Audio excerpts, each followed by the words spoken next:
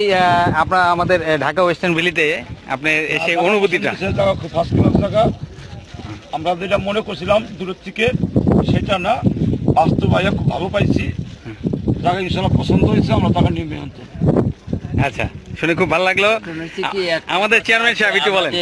ওই যে যেভাবে ঘুরে আসলাম এইভাবে ঘুরে আইলে আমাদের কিন্তু কষ্ট হবে, কিন্তু যদি ব্রিজটা হয়ে যায় তবে আমার সুবিধা সুবিধা মানে কি সুবিধা না, শুধু ঢাকা টাউনের লোকগুলি আইতে স্বাচ্ছন্দ্য বোধ করবে এবং নদীর পাড়ে এলে প্রজেক্টটা এবং আপনার ওভারঅল প্রজেক্ট দেখে কেমন লাগতেছে?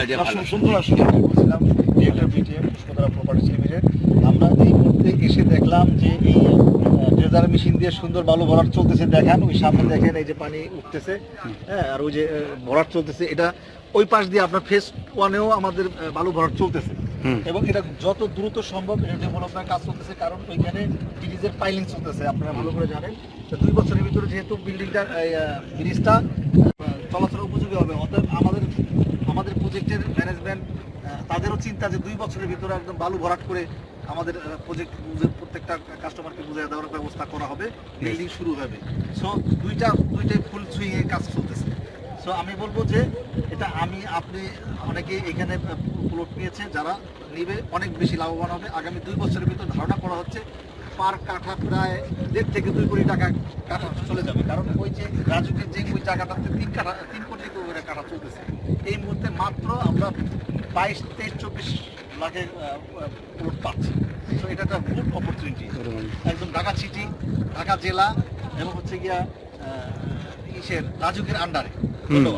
ধন্যবাদ ডিরেক্টর দেবাশিস বৈদ্য, আপনাকে ধন্যবাদ।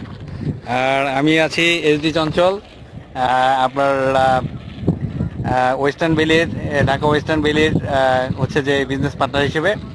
তো যাই হোক, এখানে এসে অনুভূতি সেরকম।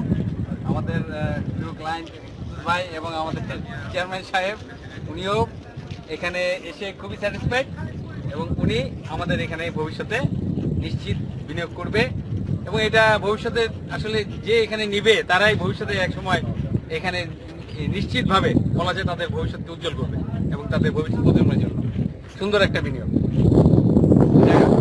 বিষয় আপনারা সবাই আসেন।